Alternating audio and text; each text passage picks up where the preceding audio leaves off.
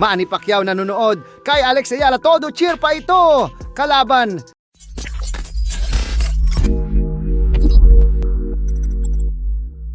So nag-trending sa social media ang reaksyon ng 8 Division World Champion legend Manny Pacquiao sa naging laban ni Alex Iyalat sa National Bank Open kontra kay Cathy McNally, kung saan nakuha ni Alex Iyala ang panalo kahit na nagkaroon siya ng issue sa kanyang paa matapos siyang matapilok. Sa isang kuha ng video, pinapanood pala ni Manny Pacquiao ang laban ni Alex Iyala at napacheer. Cheer pa nga po dyan si Manny Pacquiao na makapuntos si Iyala. Napansin nga din po ni Manny Pacquiao yung nakatatak sa suot ni Alex Iyala na logo ng BPI. Kaya napasabit si Pacquiao, milyon daw ang bayad ng BPI kay Alex. Globe. Ang nanay niya, boss, Globe.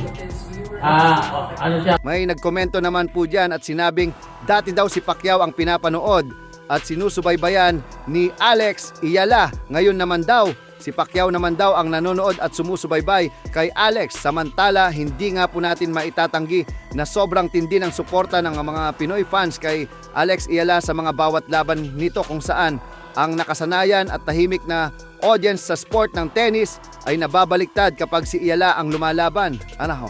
Dahil nagmimistulang laban ni Pacquiao sa Las Vegas, Nevada ang ingay at hiyawan ng mga fans, bagay na nagkakaroon ng halo-halong reaksyon at opinyon sa international tennis community.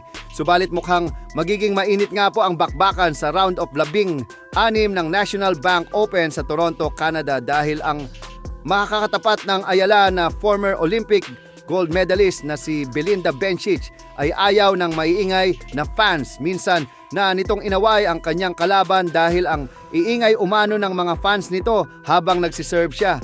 Kaya tiyak na mababad trip talaga ito sa mga Pinoy fans kapag nagingay ang mga ito sa laban niya.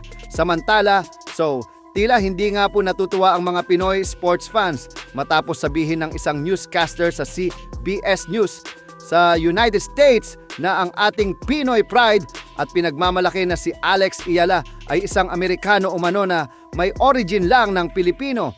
Dahil dito ay nagwawala ngayon sa social media ang Pinoy dahil tila inaangkin daw ng Amerika si Iyala kahit purong Pilipino naman talaga ito. Bukod dyan, ay ang isa pa sa medyo hindi kinutuwa ng mga fans ay dahil hindi man lang daw inayos ng Pilipinong kausap ng newscaster.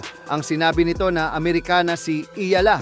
Ang tanong po kasi ng newscaster ay bakit daw ba sa palagay nito ay ang Amerikanong may lahing Pinoy na si Alex Iyala ay nakakakuha ng matinding atensyon sa mga tao, at ang naging sagot po dito ng Pinoy na ini-interview ay dahil nagsasalita daw kasi ng Tagalog si Iyala, giit ng mga Pinoy fans na sana man lang daw ay sinabi nito na dahil isang tunay na Pilipino si Iyala at walang lahing Amerikano kasi born and raised ito sa Pilipinas. Alex Ayala is an American of Filipino origin. She's not a Canadian. So why is she getting all this attention, do you think?